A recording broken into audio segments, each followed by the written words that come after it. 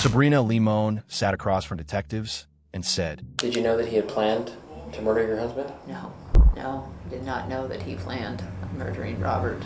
The detective didn't argue. He waited. Then he asked, "Why'd you tell him where Robert's at?" It's a him little other way telling around me. here. It sounds to me like the woman fell in love with another man and had her husband killed. This is a classic example of cognitive dissonance in interrogation, where a suspect's words and actions no longer align, and the pressure comes not from accusation, but from contradiction. I would never want Robert dead. I would never want him dead. But the detective kept bringing it back to one detail she couldn't escape. You did. You told him where your husband worked at, when he would be working, where the shop was, what days he worked, and you told him that he was going to be gone. You guys could maybe hook up. Thanks to the law enforcement agency for providing us the footage of this case. We are working hard to create fine content for you guys, so your review about our video means a lot to us.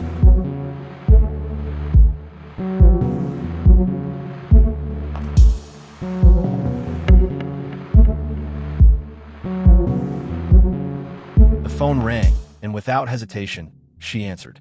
On the other end was a calm, reassuring voice from law enforcement. Hi, Detective Meyer. It's Sabrina Limon. Sabrina, how's it going? Oh, what's up? That's some exciting news. Okay, tell me. I just got an email from our crime lab, Uh-huh. and the day when Robert was murdered, we collected tons of DNA sample swabs from everything we could. The doors, the truck, and the crime lab just sent me an email and said they got a good DNA sample from what they believe was a sweat drop that was on the floor. And so what they're going to do is they're going to test the DNA, and they believe that they'll be able to get a good DNA profile from that sweat drop. It sounded routine, almost harmless, but it wasn't real. It was bait, one of the most calculated psychological traps set in an investigation. And the moment she hung up, the trap snapped shut. Within minutes, she called Jonathan.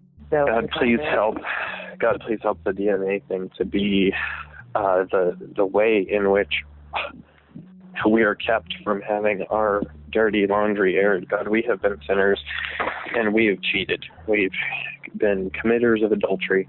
But to understand how it got here, you have to go back. August 17th, 2014. A quiet morning in Tehachapi, California. Robert Limon drove alone toward a remote railroad site, miles of empty land stretching around him. At the same time, his wife Sabrina was at home, moving through a normal routine. But that morning wasn't normal. She had already spent over an hour on the phone with another man, Jonathan Hearn. Just before noon, a motorcycle appeared on a security camera. It didn't rush. It waited. When Robert arrived, the rider followed him in. Inside, something happened. Words exchanged, tension rising, and then 2 gunshots shattered the silence. Robert never walked out. Jonathan fled, changed clothes, stopped for gas, drove home, as if nothing had happened. That night, Sabrina texted him again and again. No answer. Hours later, he called back, claiming he had been asleep.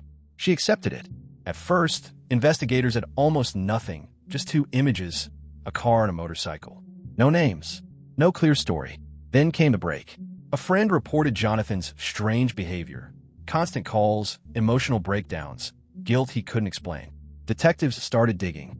Phone records revealed thousands of hidden conversations. A burner phone, a secret relationship. Wiretaps were approved. And suddenly, police weren't chasing suspects anymore. They were listening to them. And what they heard would change everything. So cops brought Sabrina in for the interrogation, and today we will look into the psychological aspects of this case. Okay. Once those deputies basically read your rights, your Miranda warning, you decided you wanted to talk to an attorney, correct? That's what you told them? Yeah. Okay. I felt overwhelmed and... Overwhelmed, okay. Now, so at that point in time, they transported you to headquarters, or I'm sorry, to the jail, and I did have a chance to speak to you at the jail, and I need to basically put it on the record that I didn't force you to come here, that you came here because you decided you wanted to talk to me, right? Yes. Okay. And I need to read your rights again. Okay, this is standard procedure of what we do, okay? You have the right to remain silent, do you understand? Yes. Yes. Yes. Okay. Anything you say may be used against you in court. Do you understand? Yes. You have the right to the presence of an attorney before and during any questioning. Do you understand? Yes. If you cannot afford an attorney, one will be appointed to you free of charge before any questioning if you want. Do you understand? Yes. Okay. So just to make it clear, I didn't force you to come here. I haven't forced you to talk to me. You decided you want to talk to me freely and voluntarily, right? Yeah. Okay. Now, before we get started, what we're going to do is, obviously when this type of stuff happens, we write lots of search warrants and do lots of investigative work, and which I have done in this case, okay? I do have a search warrant to obtain your DNA and to obtain your fingerprints and stuff, okay? Okay. The DNA is just done by a swab. Basically, I'll have somebody swab. She'll take pictures of you. We'll do it right here. It won't be in public, okay? And then she'll just swab the inside of your mouth and get a little DNA out of it, and we'll use that obviously to cross-reference that stuff in the system, okay? The detective begins by establishing that Sabrina is present voluntarily and reaffirms her Miranda rights, creating a structured and controlled environment before any confrontation occurs. By doing so, he subtly removes her ability to later frame herself as pressured or coerced. This approach draws on self-perception theory, which suggests that individuals infer their attitudes from their own behavior. She's not here yet, so we can get started, and then we can just stop whenever she gets here. Okay. So we've had multiple conversations up to this date, and today is the 19th of November, and it's about 4:45. Okay, so I know that through this investigation, there's been several times when you haven't been honest with me, and we need to get to the honesty right now, okay? I'm sorry. It's okay. I understand you were probably upset and scared, and you didn't know what to say. So, I know a lot of information, and I can't give this information out, obviously through the investigation, because I do not want that to be revealed, okay? So I know tons of stuff about all of this that's gone on, and I want you to tell me the truth, okay? I need the truth, okay? Okay. So let's start out with, okay, so your marriage, did you lie about any of the, being married to Robert? You met him when you were 18. You guys lived in Prescott, moved to California. No, that's true. Okay.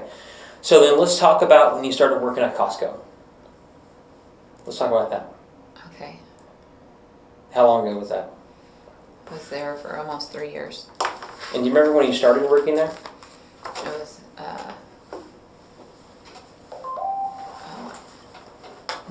I believe November of 2012. Okay. November 2012. So a couple years ago. Okay. So tell me about it. What did you do there? I was a demo girl. The Okay. samples. So you set up the samples and stuff like that? Mm-hmm. And did you actually work for Costco or work for an independent person? It was an independent company contracted through Costco. Okay. And so this company would hire you you were hired pretty much, will you work full-time or part-time? Part-time. Okay. Before addressing critical facts, the detective engages in casual conversation, discussing everyday topics and maintaining a relaxed tone. This is not incidental. It allows him to observe Sabrina's natural communication style, including her speech patterns, comfort level, and detail recall. This tactic relies on behavioral baseline analysis, where investigators compare later deviations, such as hesitation or vagueness, against a known normal state. His sample is launch, yeah. Yeah. So I understand you met Jonathan there. Mm-hmm. And how'd that go? Talk about when you guys first met. When we first met, it started, he was wearing a firefighter shirt, and I know other firemen, so I'm a people person, so I started talking, and then he came in there all the time. I saw him all the time in Costco. What was he doing in there? Shopping. Shopping? For the fire department? He'd shop for the fire department and just shopping. Okay. Costco shopping. So you guys ended up becoming friendly? Okay. Mm-hmm. And this is, when did you meet him? So you started in November. At what point do you think you met him?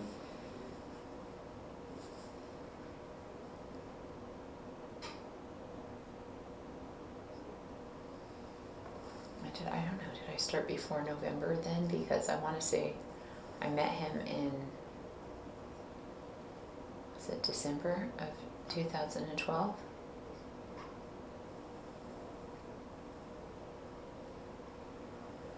I am being honest, I'm bad with dates. Okay. So I can't think of exactly when I had met him, but I'd been working there a little while, so it had to have been maybe into the next year then, Okay. because I'd been there a little while. So maybe early Probably, like, 2013? Yeah. Okay. And so it started out by him coming and getting samples from you, and you guys just started up a normal conversation. What kind of conversations did you guys have? Just basic stuff like, hey, where do you work at? This stuff. Yeah. What else? Just, fire department stuff, just like his calls and, like I said, I'm a people person. I mean, I talk to a lot of people for hours in there, believe it or not. Some people come in there just for the demo girls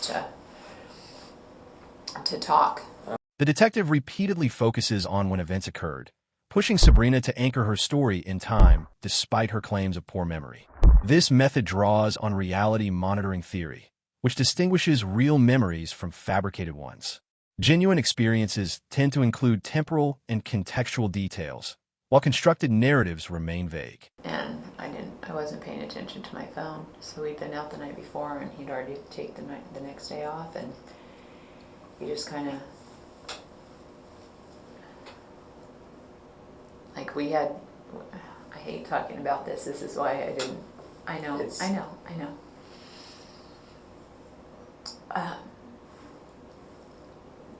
Like Rob and I just had sex. Like, he kind of like forgave me. It was kind of like okay. And he'd ask me questions, and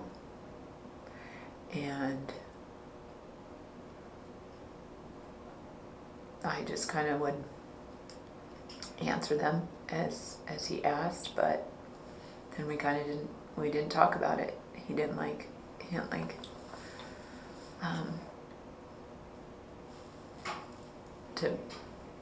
problems, Now, when he asked you this question, did you tell him the truth, or did you just tell him a little bit of information? A little bit, not in like detail, but I would answer his questions, and I seriously didn't. I was just like, I don't know how it happened, like I did tell you, we were distracted with so many things, friends and partying, and we have had open relationships, I threw that at him, so this was prior, and parties and just kind of like that kind of a lifestyle, more like. Now the kids weren't exposed to that firsthand. They were they were exposed to me drinking, like too much. Mom's sleeping, doesn't feel good, kind of thing. Right. So. Kind of, we've talked about your open relationship before, and you told me you didn't have one. I was ready, and I didn't want any of this to come out, Did you think this would ever come out? I was, I've been tripping, I've been, Okay. it's shameful. It's terrible. And I'm feeling it. Right. I understand. Did you guys have open relationships, such as you would meet other people at parties and stuff and have sexual encounters? Or was it, okay, was? Okay. When Sabrina alters her explanation, such as introducing the idea of an open relationship, the detective does not react aggressively. Instead, he calmly acknowledges the discrepancy and allows it to linger. This leverages expectancy violation theory, where unexpected calmness in response to inconsistency increases psychological discomfort. The contradiction becomes more salient because it is not aggressively attacked.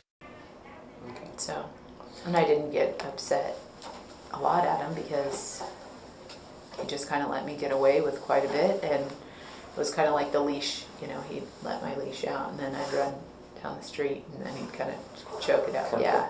Let the button go and pull you back a little bit. Okay. So this relationship with Jonathan just kind of progressed, huh? Started out with just casual talking to giving the phone number, and then to the sexual stuff. Okay. Into an actual affair, and Sure. in my head, really. I mean, after talking to your partner on the way over, it's just like when the other three guys, like, they had me, it felt different. Like, well, no, but like when he was saying it, it's just like, man, what a web, you know. I'm Yeah. spun in. And it happens, and it easily happens. I have such a good feeling. I'm like, it's just like, I can't believe this happened. Right. And then, like, to think that, like, that is who I've brought around and have had around, and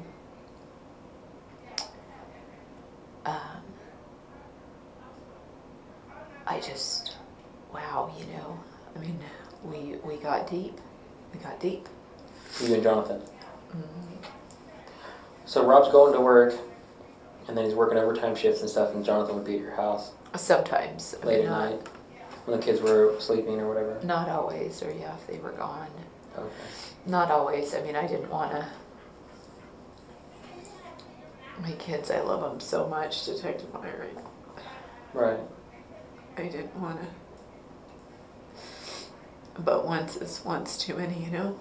Throughout Sabrina's admissions regarding the affair and secrecy, the detective maintains a calm, non-judgmental demeanor. This creates a safe, psychological space for continued disclosure. The approach is based on Rogerian unconditional positive regard, where the absence of immediate judgment encourages openness. Really, and I mean, I saw things that, you know, there were times where I would just pull back the reins and like, hey, you know, it's, I have my family and I'm doing my thing, and, you know, you're doing your thing, so, and we would end up colliding again, you know, and not all, you know, it wasn't just like the sexual, like, let's meet over here. It wasn't like that. Like there was a, you know, and so,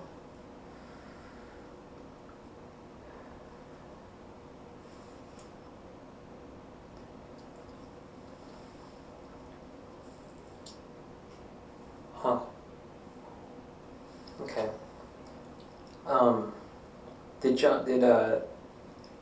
Did Rob say anything to you after Jonathan had talked to him? not a whole lot. Okay. He's just like, it's cool. He said it was cool to you or cool to Jonathan? To both of us. Jonathan wanted to meet with him. Did they meet? No? Robert didn't want to Just meet. over the phone? When do you think that phone conversation happened? What do you think it? Do you know when it happened? Oh, when it happened. Gosh, I'm so sorry. Like, honestly, my brain, I can't even. That actually helps sometimes if you squint your eyes really tight. Yeah, especially me. I just like try to think of like people's birthdays or like something to tie in like. So let's think about when he found out about Jonathan, when Rob found out about Jonathan. About 6 months after you guys were talking. Is that about the time when he found the phone and all? Is that about the time they had their conversation? Okay. Let's say yes. I mean, seriously, I don't even know.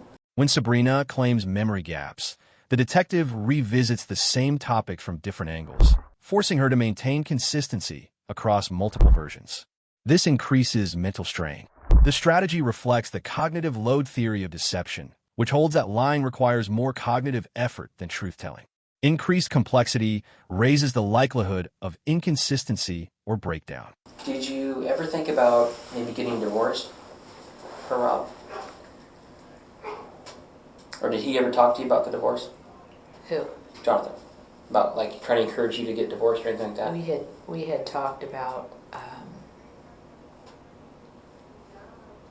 divorce.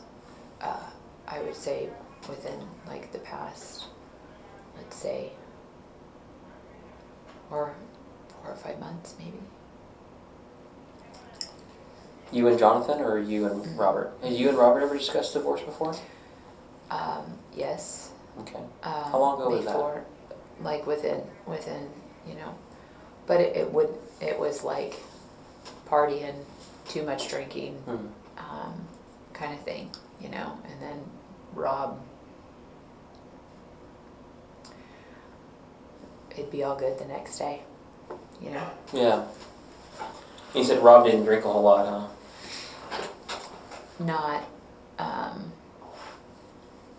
Not as much as I did. He liked to party, but he would definitely be one with at least with some wits about him. Okay. The detective encourages Sabrina to describe her relationship with Jonathan in emotional detail: guilt, attachment, and internal conflict. This allows her to construct her own narrative of the relationship. The tactic is rooted in narrative identity theory, where individuals interpret their actions through self-created stories. By letting her articulate the depth of the relationship, the detective indirectly establishes motive without imposing it. Can you tell me what you and Jonathan's conversations, what you guys talked about when you were talking about divorce? It's kind of like how, you know, how tough it is, you know, in the beginning, but, you know, in the end, kind of, you know, it plays out to be, you know, people do it every day kind of thing, you know. And what is Jonathan's take on divorce? Because we know he's very religious. Did he feel it was okay? No. No, I mean, he would say it's, you know, it's not what God wants, but people do it every day kind of thing, you know, so I think we kind of played with the thought more than like, you know, he was going to have a house built. So like he had these plans, but they were like future. So we just kind of talk about just like more, nothing like tomorrow kind of a thing, you know, nothing like, well, in the next 6 months when you're divorced or when, you know, kind of thing. So we were just kind of rolling the dice there. I mean, like playing the, you know.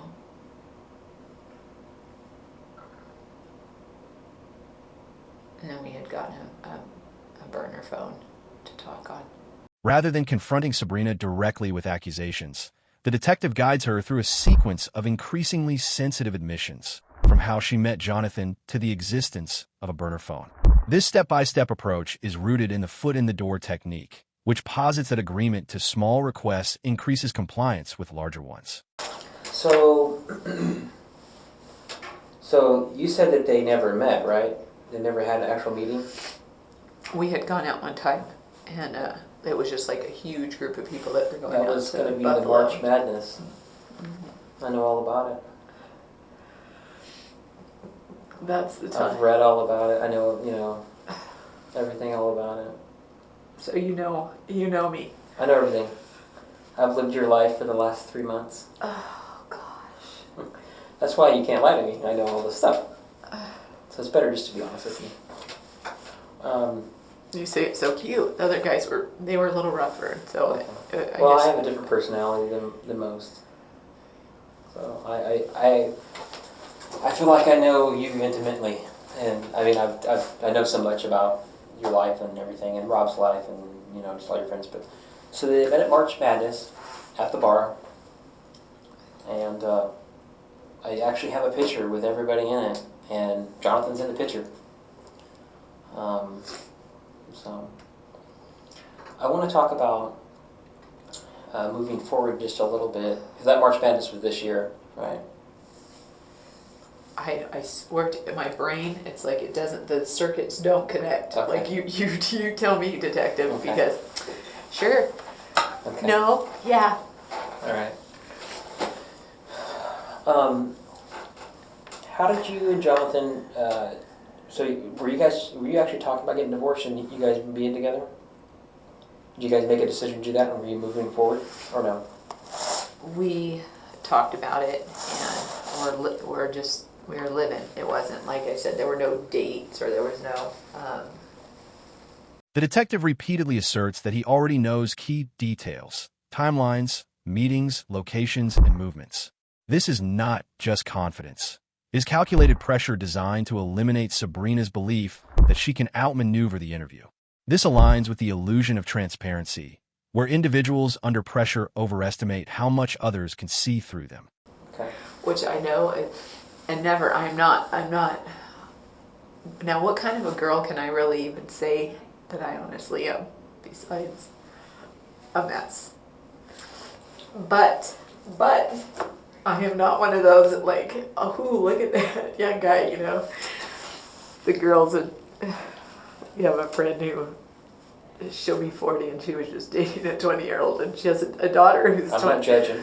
And I'm we're not like, judging. well, we kind of were just like, but he was such a, we were like, what is going on here? This is just, you know, hey, and I drink through it, and I tried to make him feel comfortable, you know, I mean, Yeah. I'd listen to Sublime and like try to be 20 again with him, you know, but no, Jonathan was different. He was not, oh my gosh, he's like an old soul Okay. kind of thing, you know, so. Young kid at heart, but he probably, because he was I admired homeschooled, he was a lot around his parents and stuff, and so they probably brought him up differently than what you would if you were going to a general public school. I'm not judging you for dating a 25-year-old. I understand. I'm just saying that like that wouldn't be one thing. Like I wasn't after anything. I didn't even know I was looking. I didn't even know it was actually possible, you know, just because Rob and I had a good marriage. Yeah. You know, I mean, as far as we did. I mean, really, we did. There were some things that we allowed in that I feel damaged us. And I would tell him that, and he wouldn't hear of it. Sabrina attempts to maintain a self-image of someone flawed, but not criminal. The detective introduces evidence and interpretations that conflict with this identity, creating internal tension. This tactic is rooted in cognitive dissonance theory, which explains that individuals experience discomfort when their beliefs and actions are inconsistent. The increasing dissonance pressures Sabrina to reconcile the gap, often by adjusting her narrative. Now, I noticed before, when Rob left for work the morning, let's talk about the 17th, okay? Rob left for work in the morning, and I noticed that you had an 80-minute conversation with Jonathan. What do you guys talk about? Talked about church, I believe. And he had worked, and he was pretty thrashed from work. But what he was gonna do that day, we'd even talked about seeing each other, but I was getting the kids ready for school, and it was just not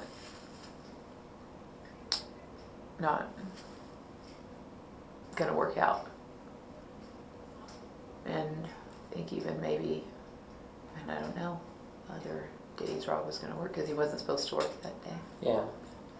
So did you guys talk about Rob going to work, and then you're getting the kids ready for school and all that drama? Yeah. Okay. Yeah, I had told him, but like I said, we were possibly going to get together, but he was doing other stuff, and I had been at work for, I think, days prior, like 3 days or something like that. Well, he's a fireman. They really don't work, but they sit on the couch. They play a little Xbox, shine the truck, mow the lawn, cook dinner. You know, they all that kind of stuff going on. But anyway. The detective transforms neutral facts into psychologically loaded ones. An ordinary phone becomes a murder phone, and a routine call becomes a possible coordination window.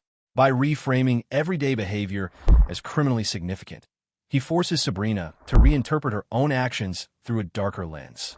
This tactic draws on framing theory, which explains how the presentation of information shapes perception. After your guys' 80-minute conversation that ended at afternoon, you text him. You texted Jonathan seven different times with no response back. He didn't text you back. What were you thinking? He was sleeping. That's what you thought he was doing? Yeah, I think so. Okay. Did I put that? I don't remember. I don't.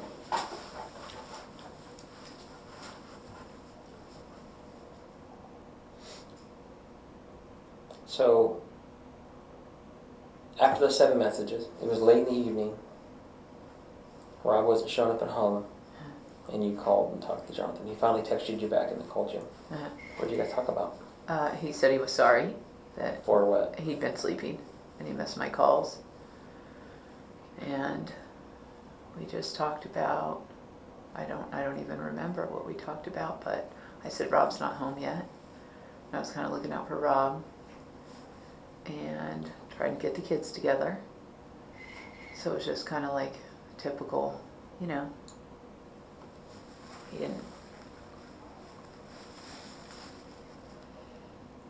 And I even tried calling him back, I remember one time, just quick, because Rob still wasn't home. Did he seem to act normal? Yeah, he said he was really sorry for not being around. He feels bad for missing my calls. 7. But 7? 7 phone calls, or 7 text messages you sent him. What were you going to say? I'm sorry, I didn't mean to interrupt you. Oh, I don't remember. So he was sorry for missing your phone calls. Mm-hmm. And it's pretty common for you guys to, as soon as a text message goes, there's usually a message right back pretty quickly, huh? Whenever Sabrina gives vague or generalized answers, the detective narrows them into precise questions. What exactly was said, when, and why? This forces her to move from broad storytelling into detailed recall, where inconsistencies are more likely to appear. This approach is rooted in cognitive interview principles, which emphasize that increasing specificity places greater strain on fabricated or incomplete accounts. You want me to tell you what he did? He drives to Tehachapi.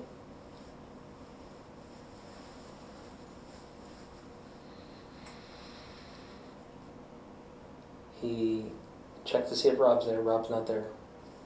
He leaves. He comes back, and he waits for Rob to come drive to the property.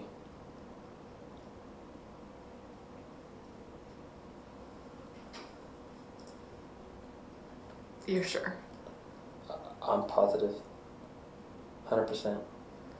How do you know for sure? I mean, I have lots of evidence. He goes in the shop. They get in an altercation. He shoots Rob twice.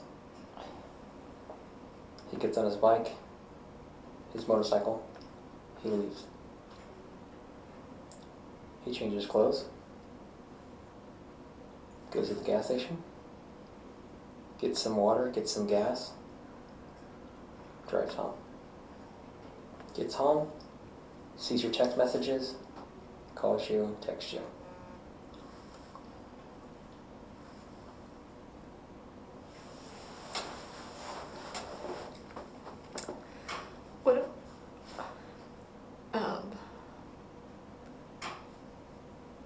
What do I say to that? I don't know. Did you guys ever talk about it? We've talked about it a lot. I've heard a lot of your conversations. A lot. I mean, I've just like had this whole like when it happened, I couldn't believe it. Rather than making isolated accusations, the detective builds a continuous story: affair, secrecy, planning, communication, and aftermath. Each element reinforces the next, creating a narrative Sabrina must confront as a whole rather than in fragments. This reflects schema theory, which suggests that people process information more convincingly when it fits into a structured pattern. So in that video, in the picture you sent me, that was him. That was Jonathan, huh? You know, the bike, it's hard to tell that one for sure. And even the liquor store, like, it looks like a young, like a teenager to me, but I can't really make it out, you know. Video's a lot better in person. And I know it's Jonathan. He was there. So you want me to tell you what he did? He drives to Tehachapi.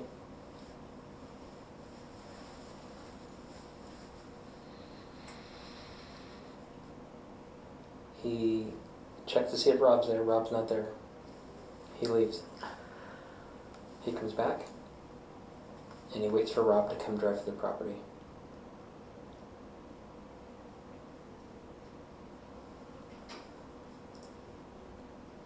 You're sure? I'm positive. 100%. How do you know for sure? I mean, I have lots of evidence. He goes in the shop. They get in an altercation. He shoots Rob twice. He gets on his bike, his motorcycle. He leaves. He changes clothes. Goes to the gas station. Gets some water, gets some gas. Drives home. Gets home. Sees your text messages. Calls you, texts you. Rather than presenting all evidence at once, the detective reveals it gradually: photos, videos, movements, after Sabrina has already committed to certain statements. This sequencing maximizes contradiction and psychological impact. The tactic is grounded in the strategic use of evidence framework, which shows that delayed disclosure increases the likelihood of exposing deception. after I found out, What did Jonathan say? he couldn't believe it. He was so sorry. Who did this? How could this have happened? Was it? You know what? There was so, like, that all is a true blur, you know, because it was just like I was in shock. I couldn't believe it. But in my head, there always has been like, if affair was to come out, that would look really bad, you know, kind of thing. That would look really bad. That would be really just devastating. I mean, so then I was just like, how devastating. And then I was like, on top of that, it was just devastating, period. As in the perception of people looking in, devastating at the whole everything?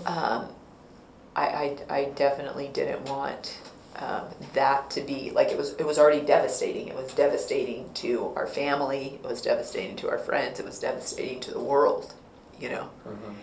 And so I just felt like that would be so much more devastating, you know? Everybody looked up to Rob and I together as a team, you know? So I've heard you talk to Jonathan more than I would have liked to have. I've heard multiple conversations, hundreds.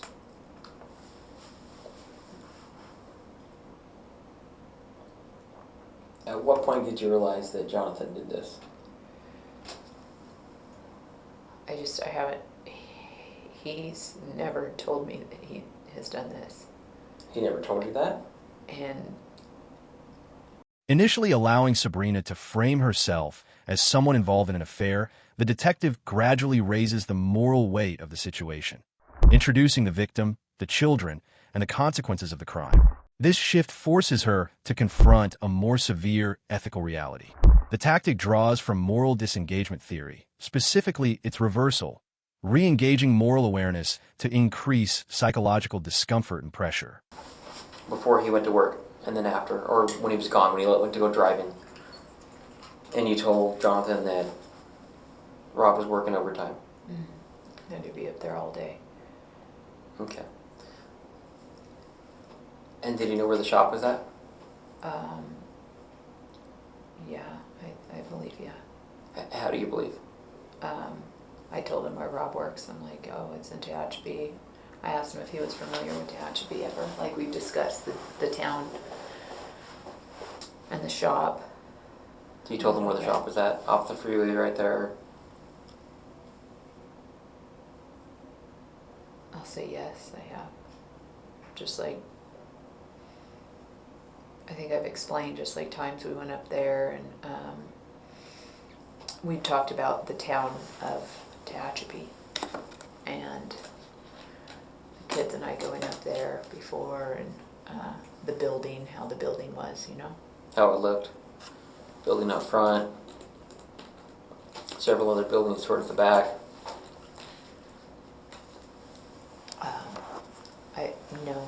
Not, because I don't even remember buildings in the front and in the back. I just know, yeah, the back part, buildings off the road there, the first. Did he ask you questions about the building? Like what color is it? No. Did you give him the address or anything like that? I don't know the address.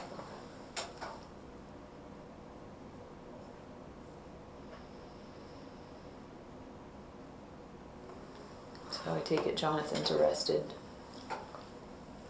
Yes. Oh my gosh. My question is, what I need to figure out so we can move forward is, how did he know that the shop was there? So you told him. Did you give him the address or anything? No, I don't know the address. Okay. I just kind of explained how it is, you know. And we had talked, yeah. I mean, he inquired on before, like, we talked a lot, you know, so you're like, yeah, Rob's attributes like this, you know. The detective revisits the same key topics, location, communication, timing, but approaches them from different angles each time. This prevents Sabrina from relying on rehearsed responses and exposes inconsistencies over time. This reflects principles of memory consistency testing, where repeated recall under varied questioning can reveal whether a story is stable or constructed. I felt like he wasn't understanding of to what was going on. He didn't understand. There were moments I felt that way, you know. But then, you know, there was just so much going on, so much, you know, and so many. I'm just trying to get an idea of what his demeanor and stuff was like after he murdered Robert. How it changed. It didn't. It really didn't. I mean, he's been stressed out, for sure. And that stress has been induced by what? By detectives and a murder investigation, you know, so we're gonna be, you know, kind of like spotlight because we've had a relationship, you know, and I'm like, gosh, how's this going? But then as I have kind of like, really, I feel like I felt God carrying me through this hard time, you know, and finding strength to just want to take care of my kids and not drinking anymore, not going out, not like this whole different, like from how I was living, Yeah. to actually complete opposite. Sabrina repeatedly offers innocent explanations: stress, guilt, confusion. while the detective replaces them with incriminating interpretations tied to murder and concealment. This struggle over meaning, not just facts, is critical. The tactic is grounded in attribution theory, which examines how people assign causes to behavior. I think that that Jonathan feels like he was saving you from that he was saving you from your lifestyle, and in turn in that he was, doing good. Yeah.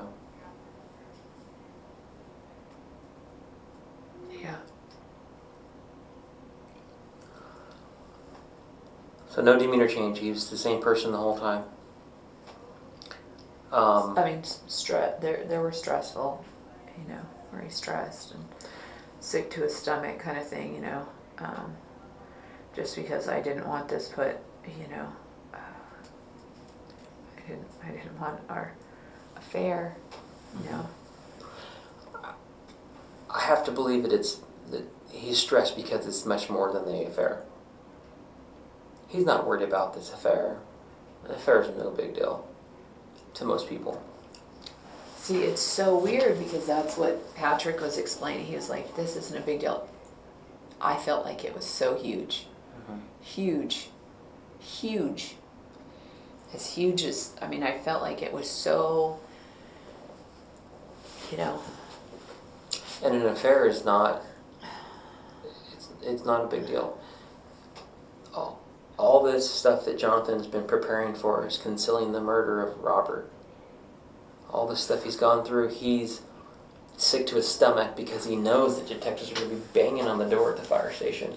By suggesting that Jonathan wanted to replace Robert, not just be with Sabrina, but take over his role, the detective reframes the situation as one of identity and displacement rather than romance. This deepens the psychological weight of the narrative. The tactic aligns with object relations theory, which explores how relationships can involve symbolic roles and identity conflicts.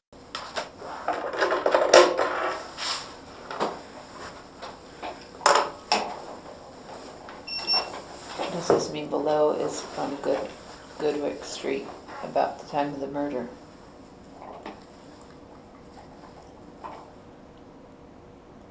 So this is 3 minutes after the murder occurred. after? Yep. That's Jonathan driving away from the scene.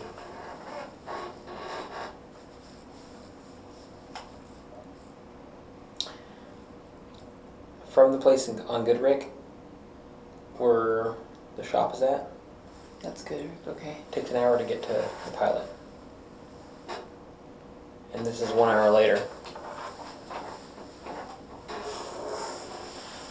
On August, I think it was the 8th, Jonathan, he bought these clothes he was wearing at a Goodwill in San Bernardino.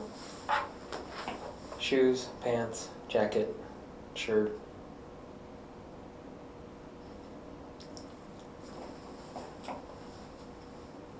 We found the receipt. This is where the evidence becomes undeniable.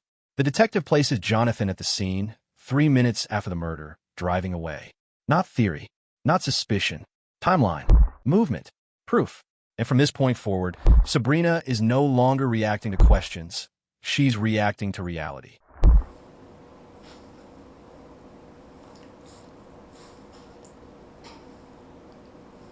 My partners are talking to Jonathan right now. I don't know what he's telling them. So I told my partner that once he gets done talking to her, at a point where you take a break, to come in and kind of release some information so we can figure out what he's saying. I don't know exactly what he's telling him. He told him he had a bunch of stuff to tell him though, so I can't imagine what he's telling him. I have no idea.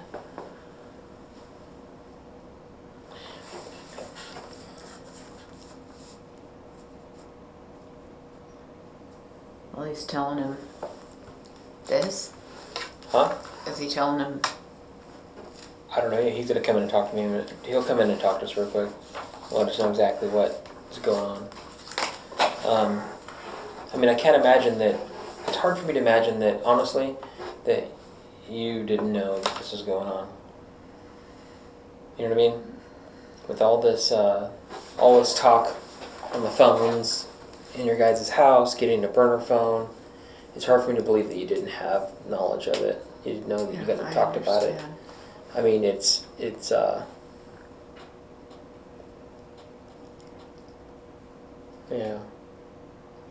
I know you're saying that you don't know that you didn't know he was doing this, but it's very hard to believe. You know what I mean? I understand that it would be. Now the pressure shifts. The detective tells Sabrina something subtle but powerful. Jonathan is talking. Whether true or not, this creates psychological isolation. Because once a suspect believes the other person may confess, silence becomes far more dangerous than speaking. How do you think Robert felt? He was bomb rushed by somebody, and this guy's got a gun in his hand. You know what I mean? Can you imagine? I thought about it a lot. Like, what was going through his mind? How was his heart racing? He's scared. He's thinking about his kids, his wife. This guy's trying to murder him. For what? So he could have his life. This guy wanted Robert's life. And this guy murders him in cold blood. 12 is like, how do you think Robert felt? I mean, he had to be fucking scared. You know what I mean?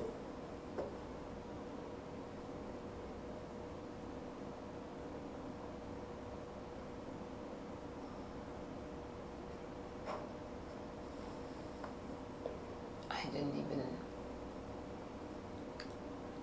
I just wanted to know if he suffered. You said he didn't suffer. I didn't know details of. I mean, I really don't know. I know that where you got shot at was horrible. But you don't know what he was going through. 1 second, everything is cool. You're bending down, getting a Gatorade or water. Next second, you're fighting for your life. Fighting for your life. This guy's gonna fucking kill you. He was struggling. Yeah, they're fighting over the gun. And then pow, gun goes off. Here, the detective does something critical. He makes Sabrina imagine Robert's final moments. Fear, confusion, fighting for his life. This isn't just storytelling, it's emotional confrontation. He's forcing her to connect her actions to the human cost. This is one of my partners, Detective Brewer. How you doing? I'm Kevin Brewer. Hi, Kevin. He was talking with Jonathan. Yeah, I've been talking to Robert. Jonathan. Oh, I'm sorry, Jonathan. And, I got a couple of questions for you. Okay. So. So he is he's made this plan. So you think that, I mean, you tell him that, hey, Robert's gonna be gone, he's gonna be at work, it's gonna be a 12-hour shift, maybe we can come over, we can hang out, and he's thinking, today's the day. I'm gonna go take that drive, and I'm gonna go take care of business so I can be with her, and I can have her and her family, her kids. The saddest thing is for the kids. It's horrible. Because they lost their dad. And he was a good dad. I know, Randall. I know. I know. Terrible. And it's terrible. It's terrible. And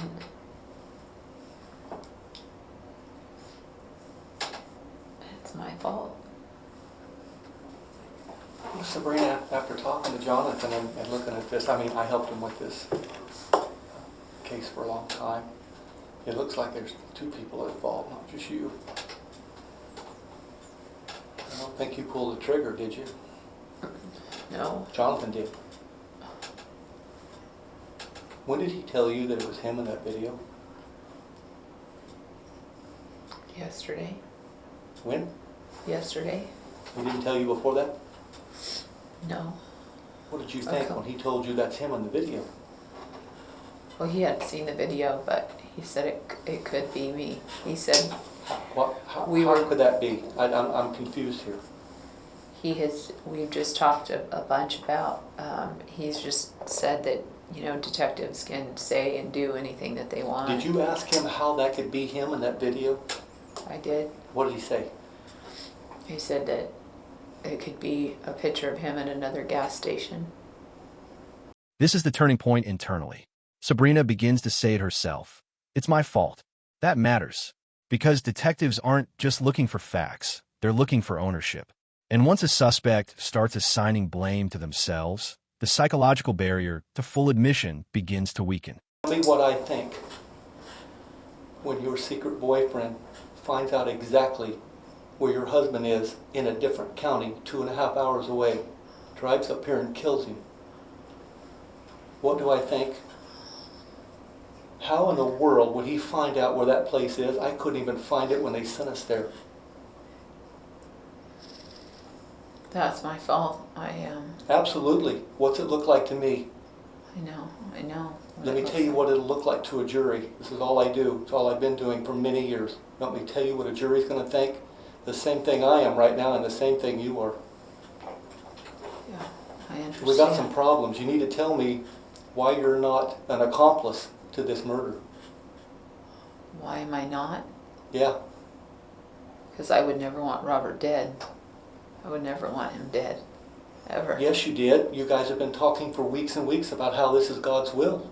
That you guys get together and marry.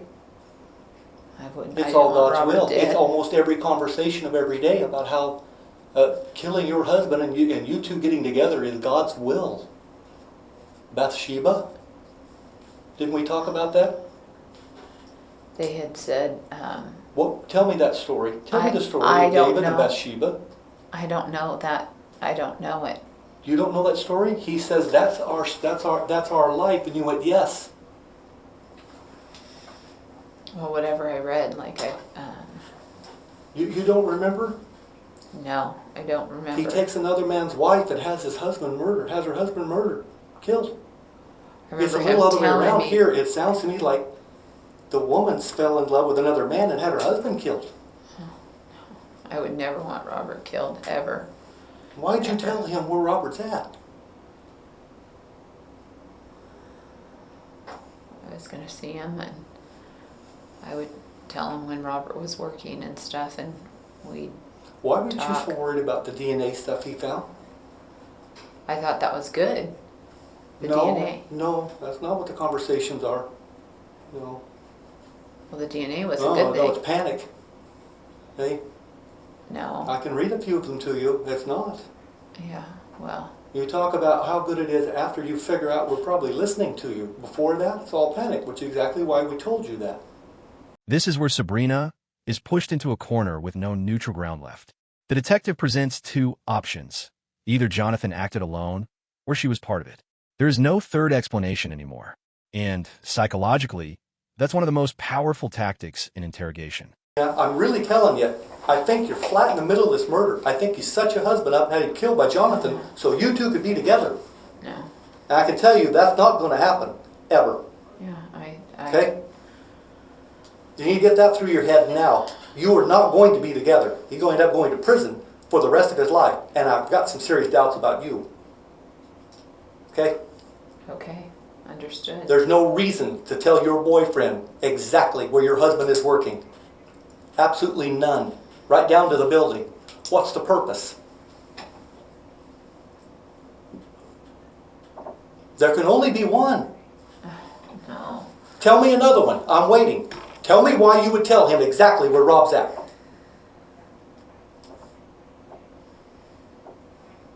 You can't find that place by accident.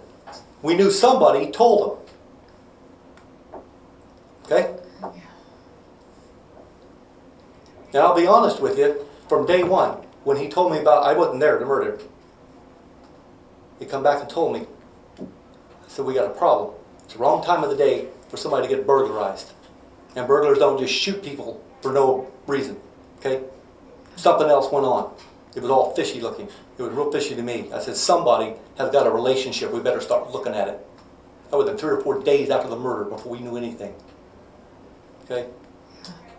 Because this whole thing stunk to me from day one. Somebody told somebody where that guy was at. You can't just find him.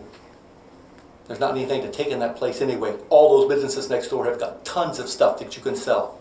Not that place. Tools, that's it. Train repair crap. You can't sell that. When he told you that could be me in the video, that should have been the end of it right there.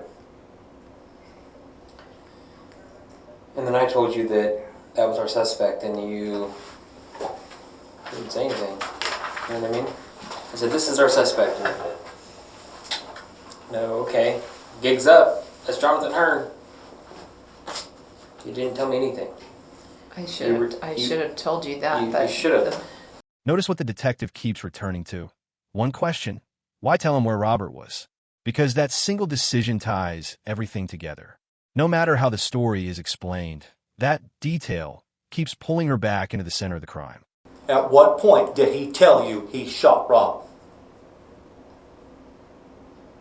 And don't tell me he didn't. I know better. He said that was him yesterday. No. Oh. I ain't gonna cut it. Oh. Hey? He never said he You shot think him. about 6 or 7 old ladies sitting on that jury, and this guy says, that's me in the video. Huh? And they said, what happened? I don't know. She didn't come. She still, it took us, 15 minutes into an interview to even get her to say that. She didn't call us. Hey? Yeah. And the prosecutor says, folks, that's how much she cares about the husband. Okay? Her new boyfriend kills him, and she don't even care. And what will your kids think when they find out? And the whole world is going to find out in the next 3 days, because all this paperwork goes public. Not a thing we can do about it. Okay? All kinds of stuff. Phone calls, everything. You want people hearing some of that stuff without explaining some of this stuff to us? No. Tell me when he told you he killed your husband. Because he did, and he told you. Okay? Or you knew it already. If he didn't tell you, you knew it already. And you knew it before he did it. I didn't know. Then how did he find out where your husband is to go kill him? It's my fault. Yes, absolutely. You're absolutely right. Yes. When he asked about where your husband is, what do you think he's asking for? You go buy him a milkshake? Say, hi, I'm doing your wife. What do you think he's going to do?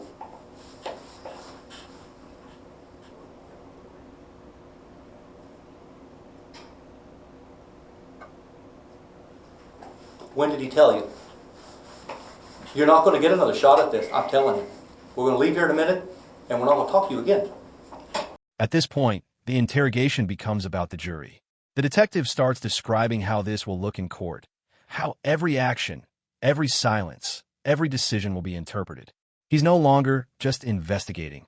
He's showing her the future she's walking into. Sabrina, I've never talked to anybody yet that thought they wouldn't get away with it, or you wouldn't do it. Everybody does. It's all well planned, all of it. Yeah. All of the interviews are rehearsed on the phone with him. Yeah, we listened to them. They were impressive. I'm going to tell you exactly what to say and not say, and we're going to Google DNA and Google all this stuff to make sure that we're not giving them enough information to find out. See? But that stuff we already knew.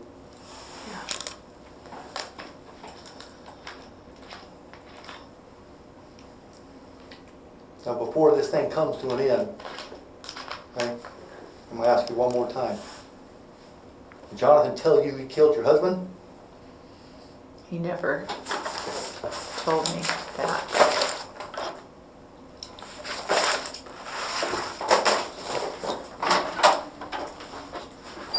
To admire it just all led up to all the things that he'd said.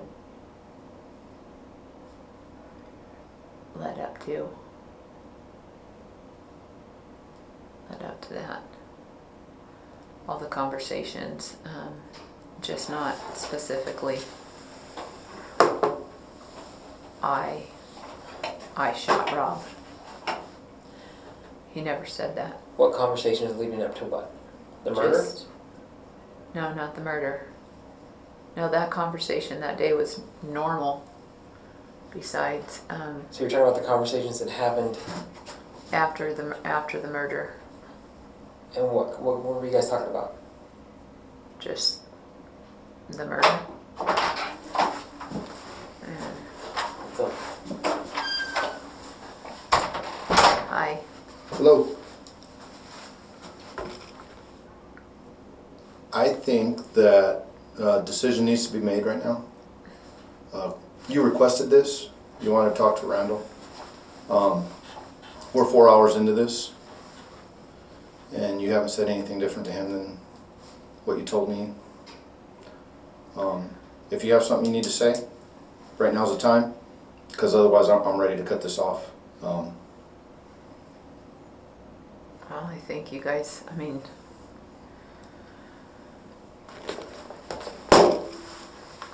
You think what? everything that has been said has been evidence that is clear. And it's my fault for telling Jonathan where Robert was that day. And it most certainly is. It is your fault. I know.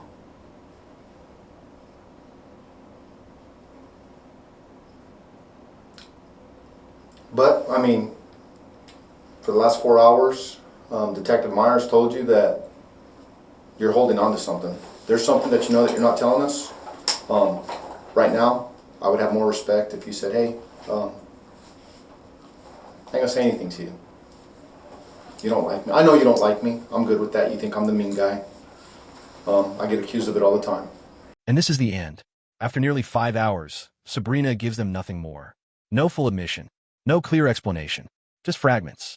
And in cases like this, silence doesn't protect you, it defines you. Because when the story doesn't come from the suspect, it gets built by the evidence. He's a lot nicer than me, a lot more patient. So what I need you to do is I need you to stand up and turn around.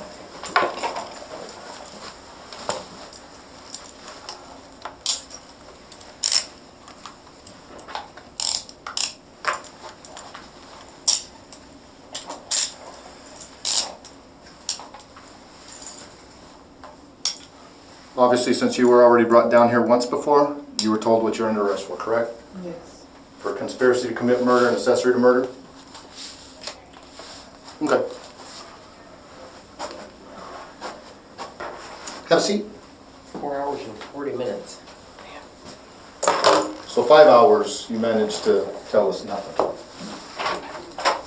You got a second, sir? Yep.